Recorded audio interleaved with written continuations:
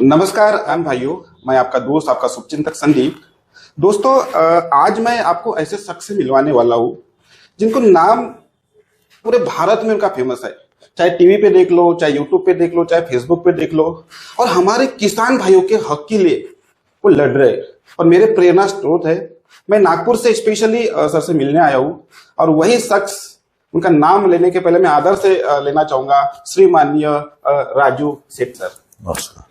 Raju Shetty sir नाम के मोहताज नहीं है। उन्होंने अपनी पूरी जिंदगी किसान भाइयों के लिए दिया है। दोस्तों देखिए, आप अभी मेरे पंजाब के किसान भाई देख रहे हो, या हरियाणा के देख रहे हो, या यूपी के देख रहे हो, या गुजरात का खेडूत भाई, आपको मैसेज देना चाहता हूं कि किसान भाइयों की आर्थिक स्थिति को कैसे मजबूत कर सकते हैं। देखिए सर, तो मैं संक्षिप्त में परिचय देना चाहूंगा। सर एक राजनीति में उतरे हैं, शुरुआत इन्होंने जिला परिषद से की थी। आप सोचिए, एक उसके पहले मैं बताना चाहूंगा कि सर हमारे किसान हैं, किसान के लड़के हैं, खेती से जुड़े हुए, जमीन से जुड़े हुए हैं। और उसके बाद में उन्होंने जिला परिषद शुरुआत की।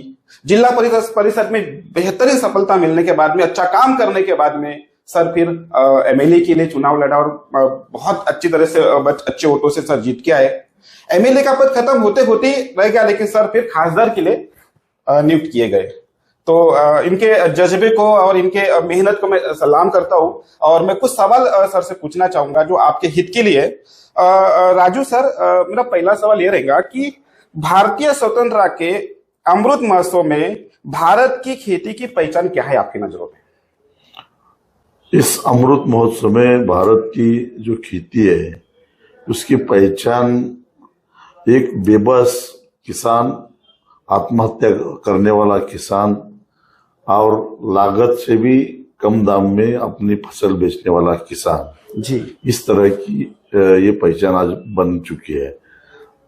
जब स्वतंत्रता मिली उस वक्त इस देश की आबादी 40 करोड़ थी जी। 40 करोड़ लोगों को भी 2 वक्त खाने के लिए अनाज इस देश में मिलता नहीं था जी। हम बाहरी देश से आयात करते थे जी। लेकिन जब लाल बहादुर शास्त्री जी ने जय जवान जय किसान का नारा देकर जी इस देश में हरित क्रांति लाई और इस देश के किसानों से अपील की कि इस देश में एक भी बोका सोना नहीं चाहिए जी, इसको किसानों ने बेहद प्रतिसाद दिया जी। और आज की तारीख में 40 करोड़ की आबादी 140 करोड़ हो गई जी। और जो हमारे किसानों ने अनाज पैदा किया वो रखने के लिए भंडार नहीं है जी, गोडाउन नहीं है जी। इतना हमने फसल पैदा किया, जी। लेकिन हमें क्या मिला? ओके, मुद्दे की बात है ये। जी। पिछले कई सालों में किसानों की आत्महत्या, उसके सर पे बढ़ता हुआ कर्ज का बोझा, उसके बच्चों को सही ढंग से शिक्षा नहीं मिल रही है जी, उसकी सेहत अच्छी नहीं है जी, उसके परिवार का कोई किसी को अगर कैंसर होता है, कोई और बीमारी होती है तो अस्पताल नहीं जा सकता है जी। एक गुलाम की तरह की जिंदगी आज हमारा किसान जी रहा है।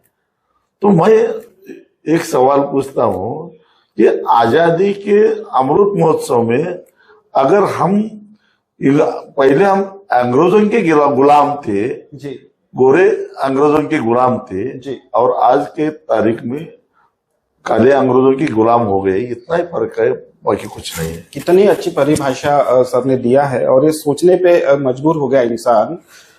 चलो सर, इससे के रिगार्डिंग मेरा दूसरा सवाल है कि किसानों को ऐसा क्या करना चाहिए जहां उनका आर्थिक स्तर बढ़ाने में मदद हो और इस प्रॉब्लम से सॉल्यूशन मिल जाए?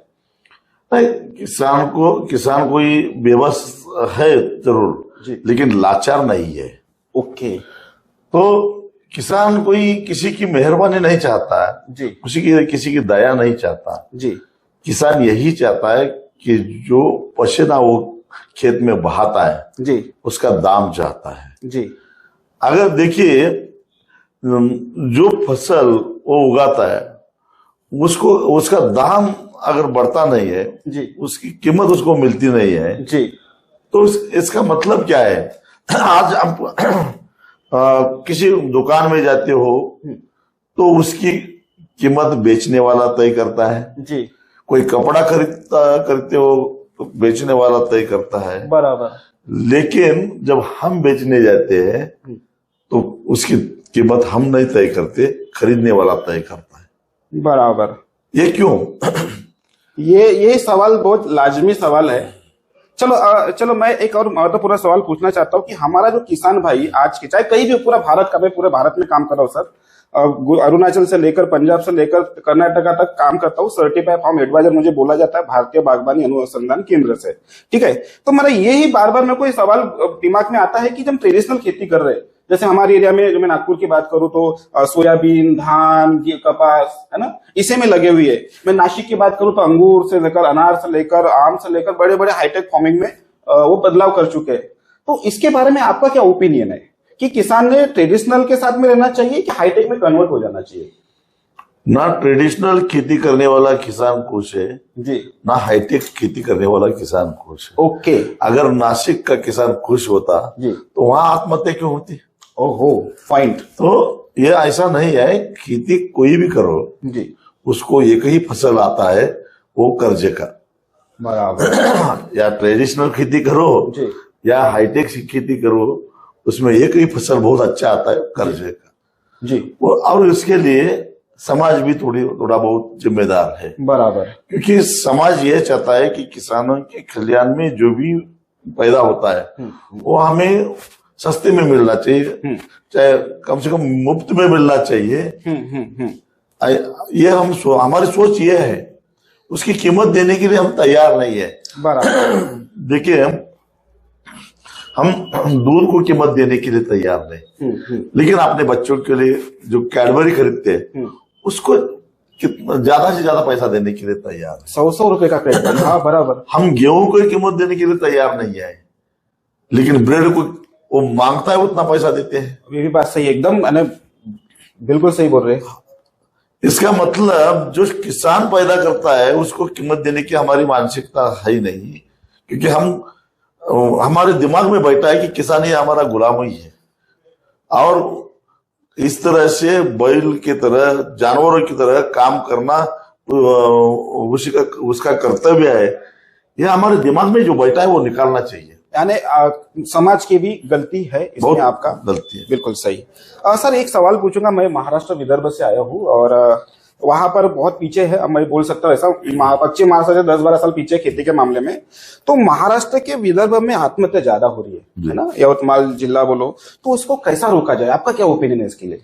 विदर्भ में ज्यादा आत्महत्या हो रही है, इसका कारण ये है कि ज्यादातर वहां फसलें होती है सोयाबीन और कपास जी। अगर किसानों की जीविका आप देखें जी, तो उसके जीविका में जानवरों का एक अहम स्थान है। ओके। उसके अगर आप खेती का इतिहास देखेंगे तो हर एक किसान के पास गाय होनी चाहिए, भैंस होनी चाहिए, बैल होना चाहिए जी। ये तो हमारी परंपरा है। लेकिन आज की तारीख में ट्रैक्टर आ गए, इसलिए बैल की ज्यादा इतनी आवश्यकता है नहीं। बराबर। लेकिन गाय और भैंस की तो जरूरत है। हाँ, क्योंकि गाय सिर्फ हमें दूध नहीं देती, गाय हो या भैंस हो जी, फिर सिर्फ दूध नहीं देते, वो हमें गोबर भी देते।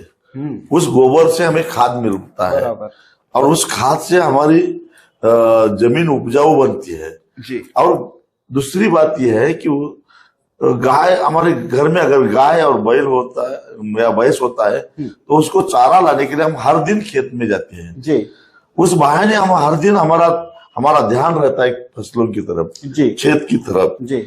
और उसको क्या करना चाहिए, क्या नहीं करना चाहिए जी, इसके बारे में हम सोचते हैं, उसका प्लानिंग करते हैं जी। और हमारे घर में अगर गाय कोई जानवर ही नहीं तो 15 दिन में कभी कभी एक दिन हम खेत में जाते हैं। बराबर। एक अक्लमंद ने कहा है, अक्लमंद किसान ने मुझे कहा जी कि खेत के लिए सबसे अच्छा खाद क्या है, तो उसके पाँव की जो धूल है वो खेत के लिए सबसे अच्छा खाद है। किसके पैर की? वो इस मालिक की, खेत मालिक की, इसका मतलब किसान के। हाँ, इसका मतलब ये है कि तुम अगर अपनी पाई की धूल जमीन पे डालोगे, इसका मतलब खेत में जाओगे, तभी खेत तुम्हारे साथ बात करेगा, बिल्कुल बात करेगी और मुझे क्या चाहिए और क्या करना चाहिए बात करेगी। आप खेत की तरफ जाओगे नहीं तो कैसे आपके साथ बोलेंगे। दूसरी बात यह है कि इस तरह से इस बहाने खेत में आना जाना शुरू होता है और जमीन उपजाऊ बनती है, लेकिन ना कपास में कोई चारा बनता है, ना सोयाबीन में चारा बनता है। बराबर। इसके लिए चारा न होने के कारण विदर्भ से जानवर कम हो गए, ना के बराबर हो गए। यस, विदर्भ के जानवर तो कम हो चुके हैं। हाँ, और इसलिए जो खेती का जो ढांचा है उसमें बहुत सारा डिस्टर्ब हो गया, ये एक कारण है जी। दूसरा कारण यह है, सोयाबीन हो या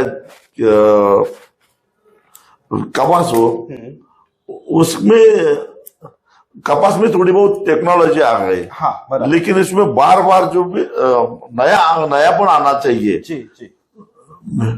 बीटी क्वार्टन ये तो बहुत पुराने जमाने की बात है। अब BG4 BG5 के ऊपर दुनिया चली गई। हाँ। लेकिन हमारे यहाँ कोई संशोधन ये नहीं है। मैं 2002 में मैंने डिप्लोमा करा था, तब बैचलर थ्योरम जैसे इसमें BT सर बोल रहे हैं, वो उस समय पढ़ा था। आज 2022 चल रहा है ना, 20 साल पुरानी बात। हाँ, तो इसमें कुछ रिसर्च नहीं है जी जी। तो अगर पुराने जमाने के हथियार लेकर हम लड़ाई लड़ेंगे तो कैसे जीतेंगे। सामने वाले के पास तो AK-57 राइफल है। बराबर। तो ये बात सोयाबीन, और सोयाबीन की तो हालत उससे भी ज्यादा खराब है। और इसमें अगर तकनीकी बदलाव होता, टेक्नोलॉजी आती जी, इसके और विदर्भ के ही तुकडोजी महाराज कहते थे, कच्चा माल मातीच्या भावे पक्का होताची चौपटीने घ्यावे, कैसे सुखी होतील ग्रामजन। इसका मतलब आप कच्चा माल बेचोगे तो वो मिट्टी के दाम में बेच जाएगा, लेकिन उसके ऊपर प्रोसेस करोगे, वैल्यू एडिशन करेंगे तो उसको ज्यादा पैसा मिलेगा। ये तुकडोजी महाराज उस वक्त कहते थे।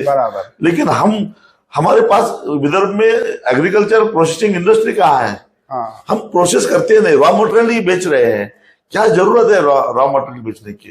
प्रोसेस करके सोयाबीन के बजाय हम अगर उसका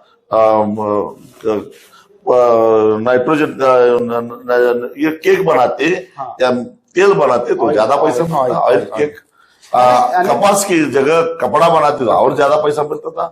तो सर का कहना है कि यदि हम वैल्यू एडिशन में आते हैं तो हम लोग बच सकते हैं।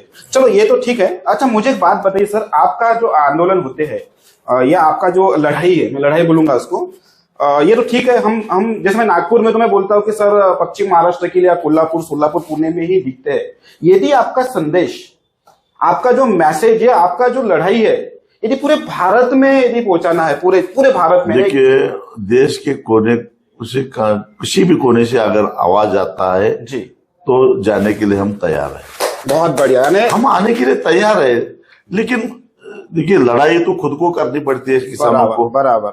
और इसके लड़ाई की दिशा दर्शन करने का काम हम करेंगे जी। लड़ाई उसी को लड़ने जिसको दर्द हो रहा है, जिसका दुख है, उसी को लड़ना चाहिए। वैसे आप काफी फेमस है। मैं जब गुजरात जाता हूँ या पंजाब जाता हूँ, मैं बोलता हूँ कि राजू शेट्टी सर तो हाँ जानते हैं, काफी वहां तक फेमस हो चुके हैं। चलो बढ़िया। तो मेरा एक थोड़ा महत्वपूर्ण सवाल है और थोड़ा सा वो पूछना नहीं चाहिए लेकिन पूछ लेता हूँ कि सरकार से क्या उम्मीद करते हैं आप।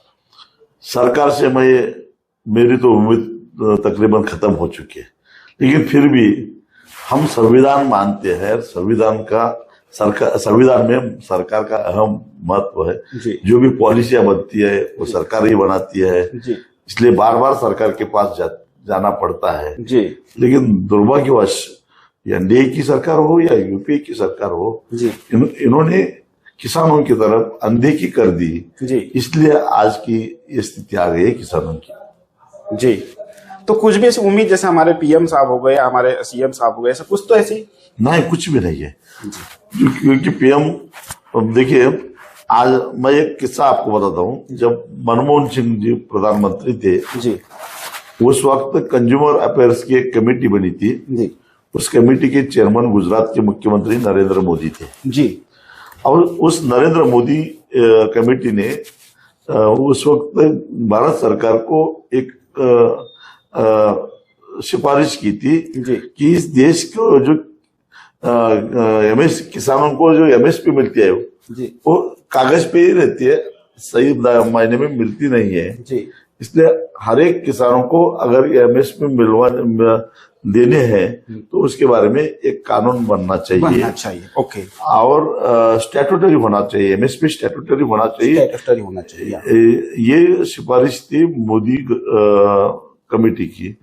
उसके बाद खुद वो प्रधानमंत्री बन गए तो वो उन्हीं के कमेटी ने जो सिफारिश की थी वो अगर लाते उसका तो किसानों की समस्या कुछ हल होती है। लेकिन ये सिर्फ बातें करते रहे, भाषण देते रहे। पहले कहा कि स्वामीनाथन के फॉर्मूले के तहत आपको लागत से 1.5 गुना हम समर्थन मूल्य दिलवाएंगे, वो तो दिया है नहीं। उसके बाद उन्होंने कहा कि 2022 में किसानों की आमदनी हम दोगुनी करेंगे। आमदनी तो दोगुनी नहीं हुई लेकिन कर्जा दोगुना हो गया। आज की तारीख में कुछ कहते हैं कि आप ऑर्गेनिक फार्मिंग करो। अरे भाई, हरित क्रांति से पहले पूरा देश आज ऑर्गेनिक फार्मिंग करता था तो उस वक्त 40 करोड़ लोगों को भी 2 वक्त खाने के लिए अनाज पैदा नहीं हो रहा था इस देश में। तो फिर घड़ी के कांटे उल्टे घुमाकर आप क्या करना चाहते हो? ये तो हमने देखे 2 साल पहले, 1.5 साल पहले जो दिल्ली में जो आंदोलन हुए बड़े बड़े। श्रीलंका के राष्ट्राध्यक्ष राजपक्षे ने ऐसी बेवकूफी कर दी और उन्होंने अपने देश में गुरुवारों के ऊपर बैन कर दिया। आज अनाज के लिए मोहताज हो चुका है श्रीलंका। भूखे लोग हो गए। क्या आपको भारत का श्रीलंका करना है? अब ये जनता तय करेगी। चलो, मेरा एक आखिरी सवाल है, बस एक ही सवाल पूछूंगा कि हमारे भारत के जो मेरे प्यारे किसान हैं, पूरे भारत के, और आपको बहुत चाहते हैं, तो उन किसान भाइयों को आप अपना संदेश क्या देना चाहेंगे? ये मेरा लास्ट सवाल रहेगा सर। मैं पूरे देश के किसानों का एक ही संदेश देना चाहता हूं। देखो, हम इसमें इस देश में अगर हम जनतंत्र मानते हैं तो इस जनतंत्र में आपके दिमाग में क्या है इसको ज्यादा महत्व नहीं है लेकिन आप जो भी बोलते हैं इसके ऊपर पीछे कितने सर है ये ज्यादा महत्व है। संख्या को ज्यादा महत्व है। और इस देश में तकरीबन 60% लोग खेती के ऊपर निर्भर है। उनकी एक अगर लॉबिंग हो गई, उनकी एक जबरदस्त वोट बैंक हो गई तो इस देश का कोई भी प्रधानमंत्री हो, किसी भी पार्टी का प्रधानमंत्री हो, वो सिर्फ और सिर्फ किसानों की बातें करेगा। इसलिए पहले हम एक के देश का किसान एक है, चाहे वो नॉर्थ का हो, ईस्ट का हो, नॉर्थ ईस्ट का हो या साउथ का हो, वो चाहे वो मराठी हो, गुजराती हो या कश्मीरी हो, पूरे देश का किसान एक है। और इस मजबूती से किसान की एकता करके, एकजुट करके हम अगर आगे जाएंगे तो इस देश के प्रधानमंत्री को किसानों की भाषा बोलनी पड़ेगी। दुर्भाग्य इसका है कि जब दिल्ली में आंदोलन चल रहा था, किसानों को 700 से भी ज्यादा किसान मर गए, लेकिन हमारी पार्लियामेंट गूंगी बहरी हो चुकी थी। पॉइंट है, क्यों? एक भी सांसद हमारी बात करने के लिए तैयार नहीं था, किसी भी पार्टी का। इसका मतलब ये बेहद शर्मनाक बात है। इसलिए अब किसानों को जागना चाहिए और वोट देते समय वोट किसी रिश्तेदार को नहीं, जात वाले को नहीं, किसी पार्टी वाले को नहीं, जो किसानों के हित की बात करेगा उसी को वोट देने की शुरुआत करनी चाहिए, तभी ये बदलाव हो जाएगा। बिल्कुल सही। तो मेरे किसान भाइयों, आपने जितने भी जो आवाज सुनी है राजू सर की, ये दिल से निकली हुई है। देखा, जो दिल से जो बोलते हैं ना वो दिखता है दोस्तों। और मुझे खुशी होती है कि मैं राजू सर के साथ में आज बैठा हूं और मुझे गर्व महसूस हो रहा है कि मैं ऐसे शख्स के बाद बैठा हूं जो किसानों के लिए अपनी जिंदगी न्यौछावर कर दिया। और मिशन एक ही है, किसानों की उन्नति करना, किसानों को आर्थिक स्थिति सुधारना। मेरा जो ऑर्गेनाइजेशन है आरएस, अभी मैं नाम चेंज कर दूंगा, आरएस का मतलब राजू शेट्टी सर कर दूंगा, आर मतलब राजू, यस मतलब शेट्टी। एनीवे मुझे बहुत खुशी है सर, और मुझे बहुत बहुत अभिनंदन आपके इस कार्य को, आपके जज्बे को सलाम करता हूं, और मैं आपको बहुत ढेर सारी शुभेच्छा करता हूं कि आप और आगे बढ़े और अधिक से अधिक लोगों तक, मेरे करोड़ों लोगों तक आप पहुंचे, और उसके लिए हम आपकी बहुत मदद करेंगे। जो हमसे बन सकता है किसानों तक बीच में जाएंगे, आपका मैसेज पहुंचाएंगे सर। इसी के साथ में राजू सर का मैं बहुत बहुत धन्यवाद करता हूं, जो मैं अपना बहुमूल्य समय हमें दिया है। सर को मीटिंग में जाना है, फिर भी उन्होंने टाइम रोका है, इसलिए मैं आपका धन्यवाद करता हूँ।